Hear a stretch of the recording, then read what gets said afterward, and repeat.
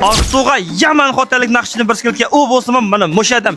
Ustam yaqida buquniga dedi. Bizning Aqto'ga rasmiy shu telefonimga yaqida. Unda olib qolsa ortiq yaqinmayman. Bizning Aslan restoranida kelsangiz payshanba kuni chiqsa qaysi kun bo'ldi?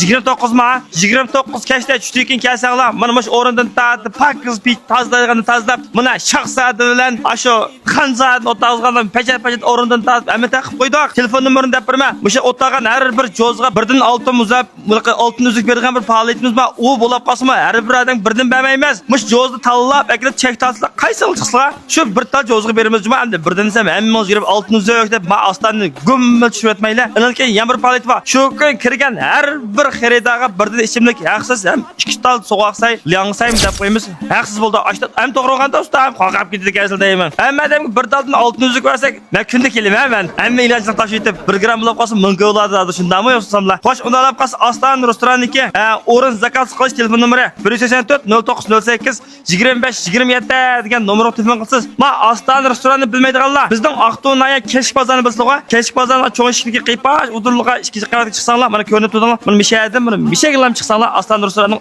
3-qavatga chiqsanglar, Aslan restoraniga chiqsanglar, mana baladan tatib hammasi sizlarga muzik chalamizda liq qilib turdi mana. Xo'sh, unda olib qolsa payshanba kuni kechda ash xotellik ustam bilan mishada qattiq qaynab, Zimidi xodamning bir qizi bor. Degan nasoga bilg'ala izbiqlar. Xo'sh, unda olib qolsa misha ko'rishdik. Undan keyin yana bir 100 kunlik e'tibor kartasi bor. U qanday karta desangiz, buda men so'rin kirgan bo'lgan bo'lsangiz faoliyatga 100 kunlik e'tibor kartasidan birini beramiz. Ikkinchi qatta kirgandan keyin 300 ko'ydan oshgandan keyin undan keyin 100 ko'ylikni ilib o'tib 350 ko'ylik qilamiz. 250 ko'y bo'lamda. To'g'ri dedimmi? Xo'sh, mana musharatni ma'lumotimiz ma e'tibor kartasi qat'iy xato uqum ilib kelmasin. Lobang telefon qilaversanlar xizlab qolgan. Faqat oldin qatam aniq demay qolgan bir ish o'xshaydi. Unda olib qolsa Aslan restoranida ko'rishdik.